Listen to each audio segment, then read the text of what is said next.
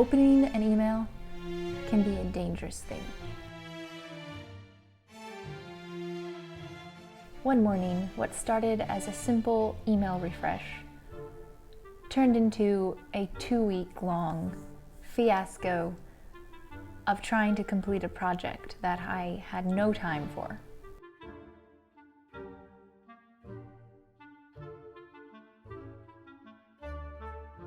I'm Bella May, and this email that I'm talking about that turned into a 2-week-long sewing spree came from D23, which is the Disney fan club.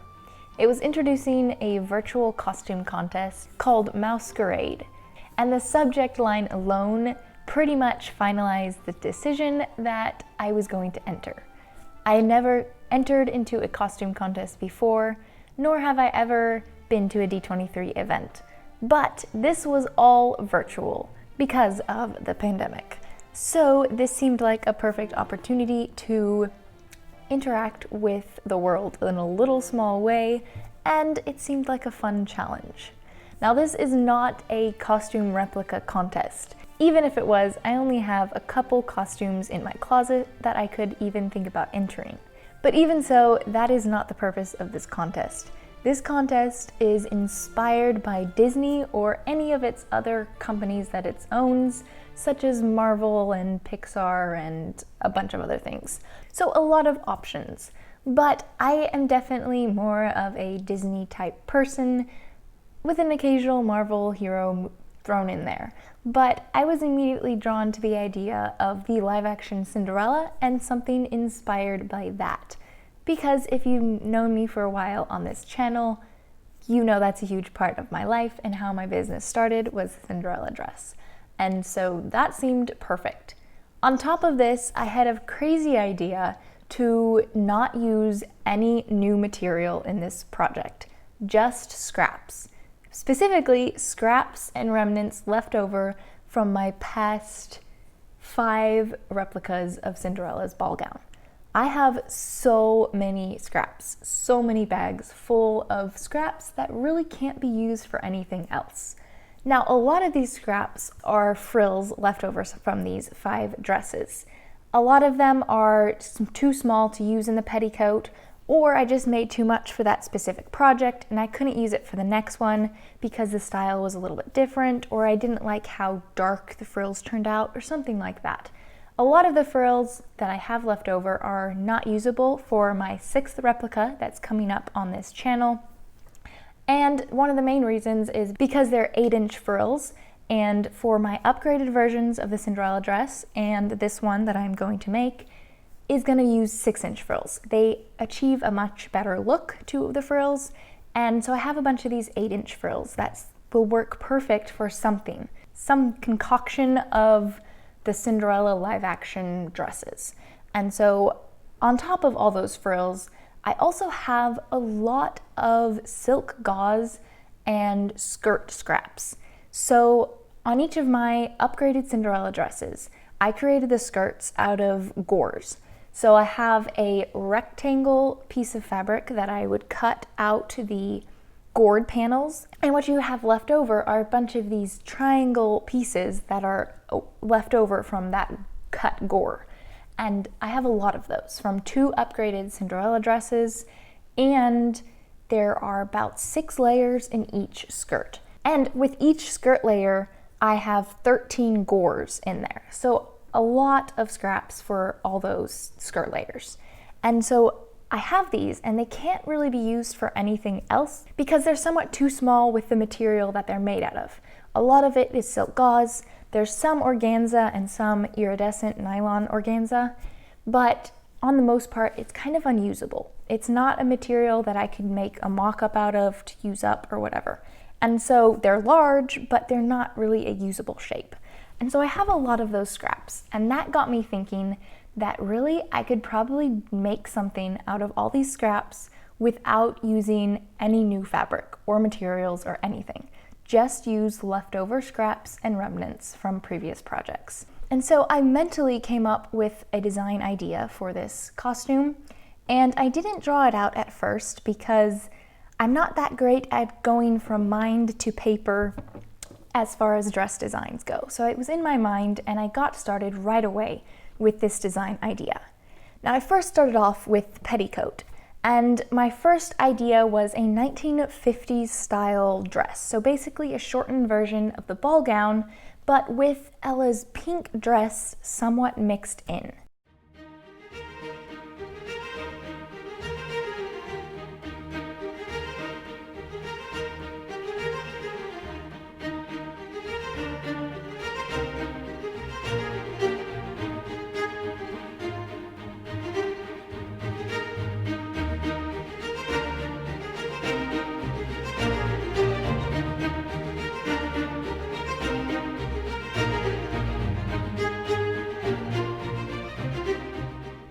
First course of business was to get all my scraps located and in one place so I could inventory what I had. I originally started out making my Cinderella petticoat with 8-inch frills, but with my upgraded versions I went to 6-inch because I thought it achieved the look of the petticoat better. So I have these 8-inch frills that I'm not going to use for this upcoming version of Cinderella's ball gown, and they could be used for something else, but at the same time I'm still considering them as leftovers.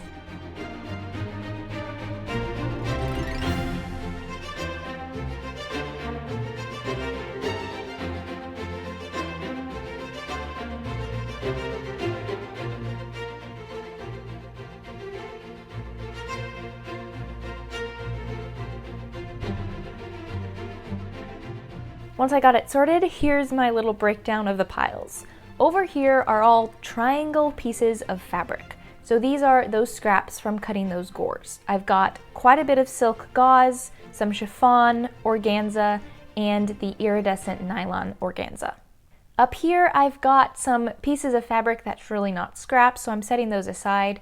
And then here I've got my really tiny pieces of fabric, really not usable for this project. Here I have some unused frills. These have not been turned into frills, they're just straight pieces of fabric. I will not be using those either because I already have enough ready-made frills that I can use. In this bag, it's a bunch of random size scraps. Nothing really organized about that. This pile is all my skirt trimmings. So when I was making it and dyeing the fabric, I really didn't know how much the fabric was going to shrink, and so I cut the panels quite long. That's why I have quite a bit of trimming. Here are some circle cut panels that I made and even partly assembled for my dresses, but I ended up not using. I optionally don't want to use those just because they're not really leftovers, but I started off using them. We'll explain that in just a minute. But I grabbed some of these circle cut scraps, quote unquote, and started assembling them for my petticoat. Once I got them trimmed down to more of an even layering look, I then went ahead and attached some frills to these layers.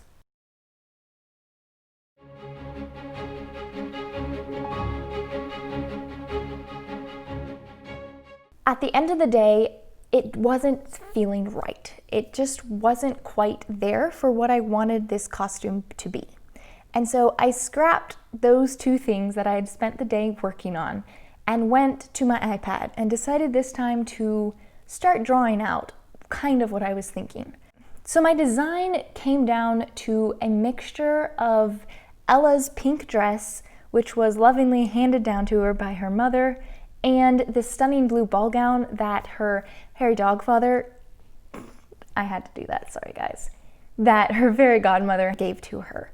And this kind of is the transformation scene.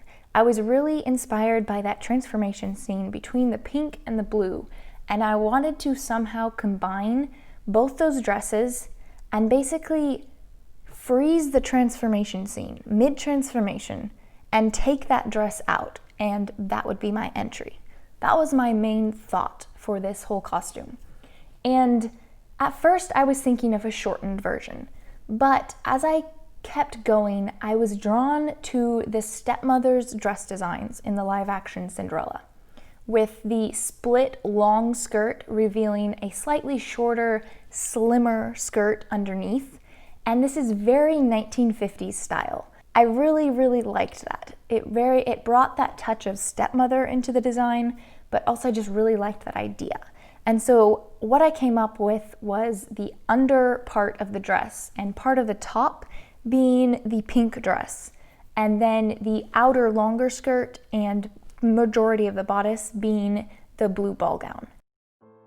I started off with the base pink skirt. This was going to represent Ella's pink dress. So I have all this silk gauze already dyed from one of the layers of the Cinderella dresses, and so I gathered all that up and got it ironed, which took forever to do so.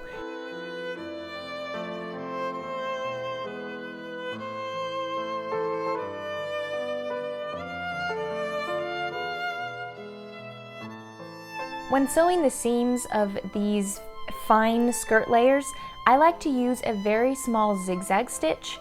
This helps give a little stretch to the seam. Next, I needed to create a little bit of poofiness to this skirt. Also, the skirt can't be made out of simply silk gauze, that's a little too transparent. So I grabbed some of the organza scraps. This was mainly made out of some of those leftover circle cut pieces. So that was the base. Again, we've got two transparent pieces, which we'll talk about in just a second. I first gathered up the waistbands of the silk gauze layer and the organza layer. After that, I decided to take that part apart because I didn't like how it looked. So I decided to use some of these chiffon scraps. As you can see, I'm basically just cutting out triangle pieces from those scraps, and I'm gonna serge these together. Very basic, and I only had about 5 of these triangle pieces, and I was going to make it work. So I simply put those triangle pieces together and then sandwiched them in between the silk gauze layer and the organza layer. And it's just at the front. And so yes, very wonky construction here. To keep the chiffon lying mostly at the front and not piling all together in the little section, I tacked a little spot of the chiffon towards the back of the organza layer, and that kind of helped keep it in place in the front. Now with my design, the blue outer skirt is going to cover up a lot of this pink dress, and that's why I only have this chiffon layer just in the front. Also, of course, because I didn't have enough fabric, but it worked out great because of that. And then of course hemming always needs to be done, and I have several layers to trim. But I will note that with the hem of this, I didn't want it to look perfect. I'm not gonna finish any of the hems. It's gonna give that kind of rags feel to the costume. But I did want it even, so I did spend some time making sure it was cut evenly.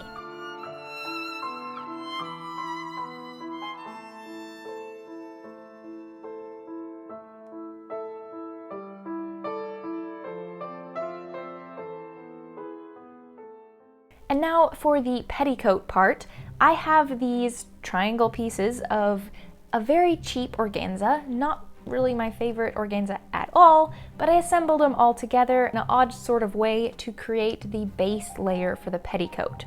In my construction of this base layer, I created some seams where I inserted a godet in the middle of that seam to give some extra flair to the hem without adding to the waistband measurement. After getting that assembled, I went on and attached some frills to the bottom.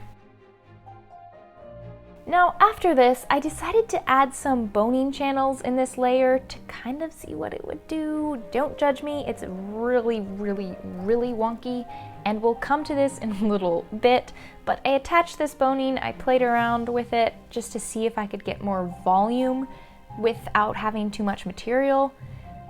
But I added a second layer to this petticoat just at the back, sitting just at the back with more triangle pieces of fabric, and then I attached frills to the bottom. Moving on. Okay, so now we're going to get to the outer skirt.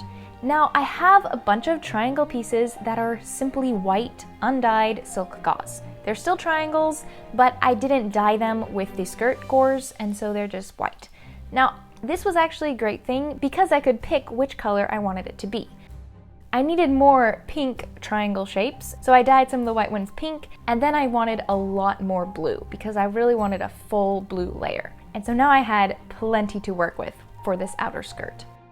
Now let's look at my wonky skirt design pattern. I am mixing the colors in the same skirt layer by doing this weird construction of the skirt layers. To make this skirt long enough, I created godets out of several triangle pieces to insert into those lower seams so that I could have a really nice full skirt. yeah, definitely weird and wonky on this, but again, I'm working with scraps, so I had to get pretty creative.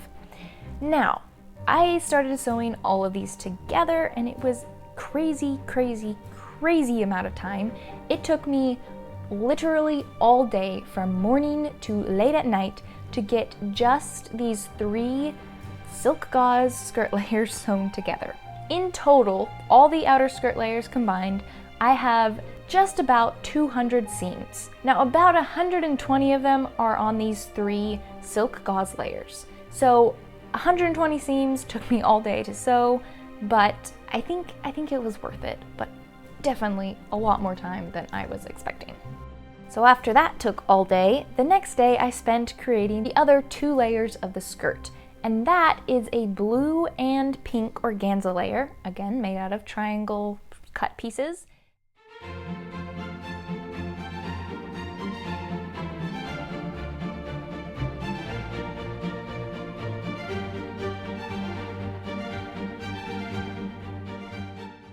And then I went on to sewing the iridescent nylon part.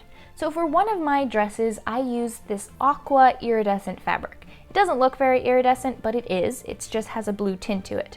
But it didn't quite give the right effect, so I eventually changed it to just a white iridescent organza. With my scraps, I had both. And so for this dress, I combined both the 2 colors I had, so I had enough scraps to make a full layer of the skirt. After so much sewing, 200 seams later, all these skirt layers are complete.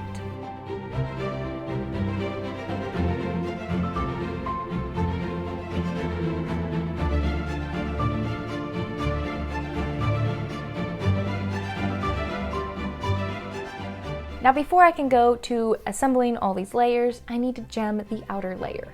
Yes, I am going to gem it because the Cinderella dress is not complete without crystals. Now I definitely went very sparingly on this. Technically these are not scrap gems, I could use them for a different project, but at the same time they are left over from my other Cinderella dresses.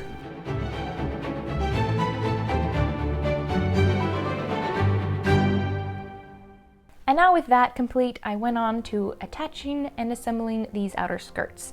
I did it in 2 layers. The first one included 3 layers of fabric, and then I did the top 2 layers separately, just to reduce bulk on the waistband and not have to struggle to gather up so much fabric. And with that, the outer skirt is somewhat complete. Still no waistband and definitely not hemmed, but here are all the layers on top of the petticoat and the base pink skirt. Now here's where we go back to the petticoat with my weird wonky boning insertion thing. I decided it just wasn't looking right and it didn't move very well, and so I took the boning out and reassembled the skirt, and I think it looks better. It has a more soft drape and flow to it than with the boning in it. Finally, onto the bodice. Now, I was definitely running out of time by this point, and so I simply decided to draft my pattern on some muslin. I didn't really work very hard at it. Anyway, it did happen, and I was hoping to turn this into the interlining of the actual bodice, but then I decided that I wanted to cut this bodice on a bias, and so I ended up recutting more muslin. Again, it was all out of scrap pieces of muslin. But anyway, I have several fabrics going into the bodice. The first one is a base layer of satin. These are all scraps from a previous project. And then I've got some more triangle-shaped blue organza. I have Barbie organza, again scraps. And then I have another piece of pink organza. So that's about it for the bodice. I have my mock-up here that I tried on. I just pinned it together and that's how I tried it on. Don't tell anyone. But I got everything cut out and it took a while because a lot of layers to cut out.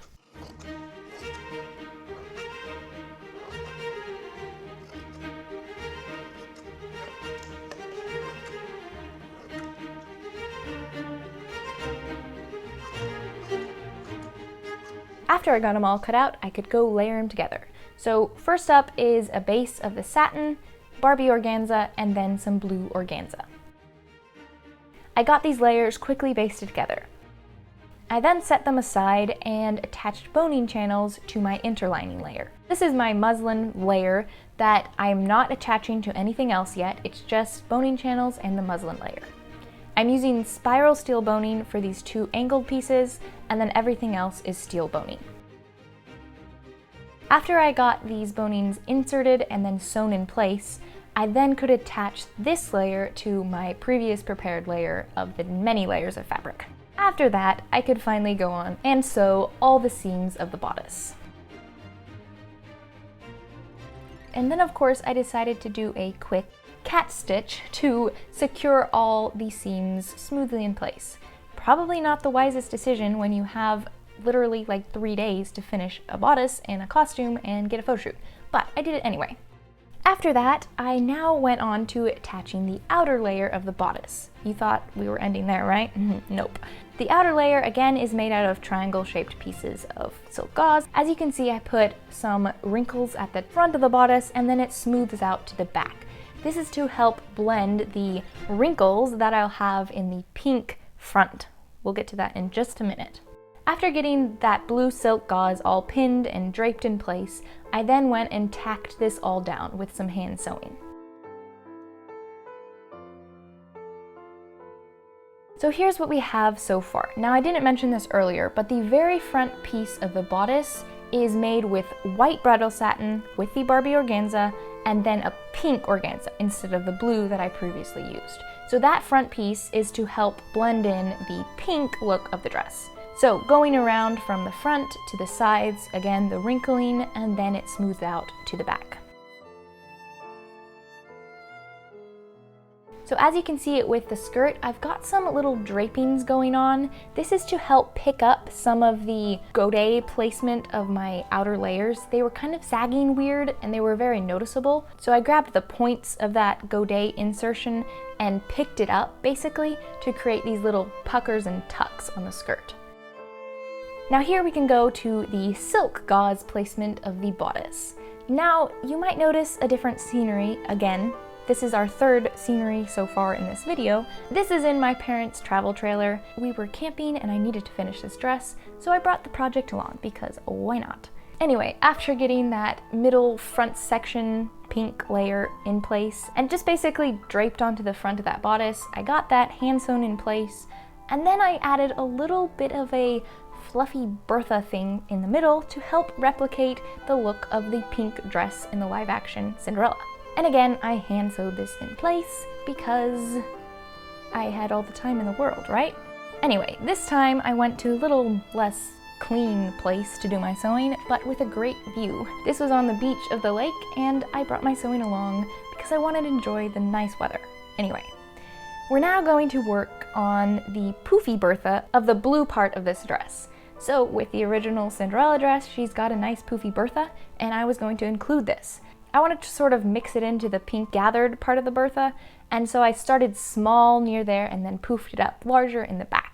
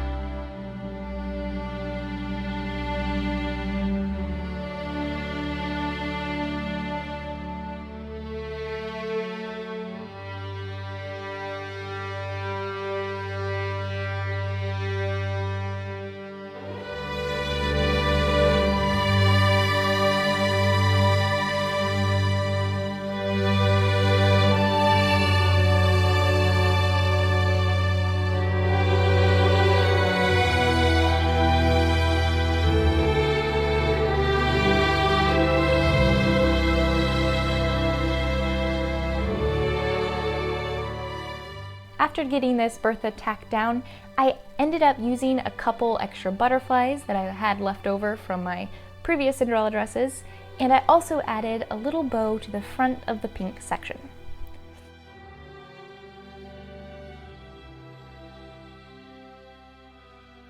So you probably thought I was done at this point. Nope, I've got a lining to attach. I cut out another piece of muslin layer for the bodice, and this is the lining. I really didn't want to have all the itchiness of all those seams against me, and so I added a lining. So as I mentioned, the last day was spent camping with my family, finishing up the bodice of this project. And I got home a little bit earlier to try and finish up some of the major things I needed to finish up on the costume before I went to the photo shoot that evening. The following day was the deadline entry for this costume contest, and I needed to have time to have the photo shoot and have my photographer edit those videos before that deadline. So the evening before that deadline, we planned the photo shoot, and it was going to be at golden hour. I had only a few hours to finish up the bodice, get ready for the photo shoot, and get out there to the photo shoot location. And I had just been camping, and so I madly tried to finish it up. I got it finished in the nick of time. I went out there, we did the photo shoot, and it was so perfect. In our dreams. The dress was not fully finished by the time I needed to get out there to the photo shoot. One of the main things that was unfinished was the waistband. I had got the waistband on the outer skirt, but the under pink skirt did not have a waistband, and I didn't have any of the clasps on the bodice and that blue waistband. I didn't have any of those dress clasps sewn in place, and so there was no way to attach the bodice to the skirt. And what resulted was a gaping waistband bodice place. So it was not the best situation to be in to take a photo shoot of the dress, but I didn't really have any other options. So I said, okay, fine, we're just gonna keep going. And I quickly got on some makeup and did my hair literally in probably 20 minutes and got out to the photo shoot. It was later than we had really planned, and the sun was setting, and golden hour was like 5 minutes, maybe 10 before it was gone.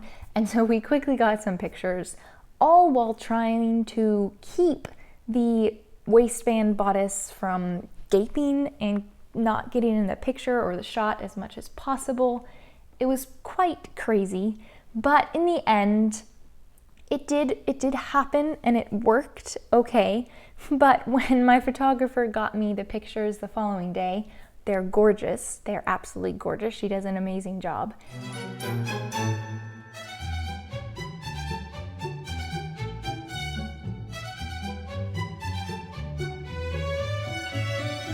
Just don't zoom into the waistband is the main thing. They are beautiful pictures until you zoom into that waistband and see that it's non-existent or it's gaping. So not the best, thing to present to a costume contest, considering they will most likely zoom up on parts, maybe. So I carefully curated a couple pictures that the waistband gaping was non-existent, because there was few that we staged perfectly so that they weren't seen, which was great. But the next thing that we were trying to do during the photo shoot was to grab some video of the dress in motion and moving, because of two reasons. One, I knew I wanted to make this video to put here on YouTube, and you need to have finished costume video. I mean, you gotta have that. And if you got into the finalist of this contest, you had to submit a 1-minute video of the finished costume. So for two reasons, we were trying to grab some video, but it just didn't turn out quite right. The sun was setting and it was past golden hour when we started to do that. So we didn't really end up getting very many shots. Plus the gaping waistband wouldn't have been the greatest thing to showcase. So a few days later, after the contest ended, I went out with my videographer and we got some more shots. Of course, in between that time, I took some time to finish up the waistband and add those skirt clasps so that we didn't have to worry about that for the video shoot. So I got those, and then just a few days after that, I found out I got another email. This time it wasn't as dangerous. This time it was just exciting. I got an email saying that I was one of 25 finalists. and that was pretty exciting. So I had a few days to finish up the video and submit it. The one thing with this finished submission video is the fact that you can't use music. You have to state your name, the name of your costume, and the inspiration and materials used for the costume. So no music, you just get my voice. So that was kind of sad. But here's my submission. I added music for you guys because I think it just sets the scene better than a video with just a voiceover. Anyway, here it is. My name is Isabella Covey, and I created Remnants to Royalty. Using only scraps left over from previous projects, this dress was inspired by the transformation of Cinderella.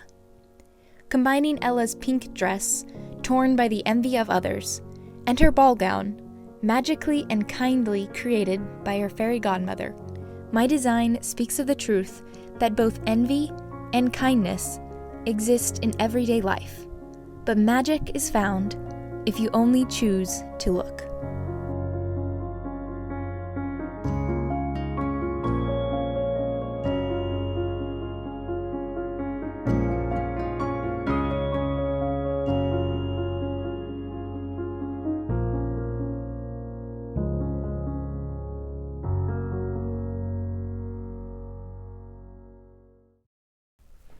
So there you have it, the making of this spur of the moment decision to make a costume in 2 weeks, and I think it turned out well. I had a lot of fun designing and creating this costume. I don't do a whole lot of designing stuff. I usually do replicas. I always like the challenge to create something new and unique, and this definitely, I think it turned out how I was expecting, so I'm very excited. We find out the winner for this contest on Halloween during a live event on the D23 Facebook and website. That is very soon, and I don't know yet who won. But either way, this was a win. I really enjoyed this costume, and I'm just so happy to share it here on my channel. So either way, it's a win. But thank you guys for watching. I hope you enjoyed this little spur of the moment sidetrack project. And a huge thank you to the patrons who continually support me, not only financially and amazingly at that, but also for cheering me on along the creation process of this costume and getting it entered and all that. They were amazing, so thank you. And if you wanted to learn more about Patreon, the link will pop up and there will be one in the description. So with that, go out into your own sewing area and learn, create, and inspire. And maybe don't open emails if you think they might tempt you to do something crazy.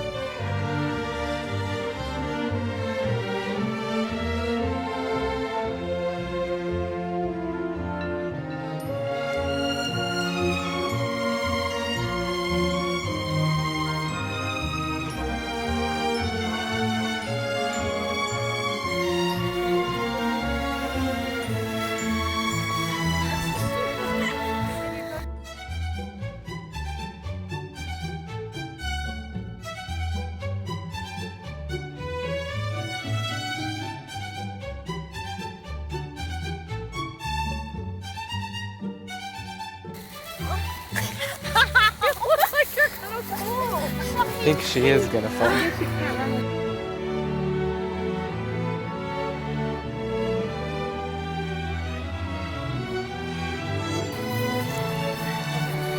just run away without.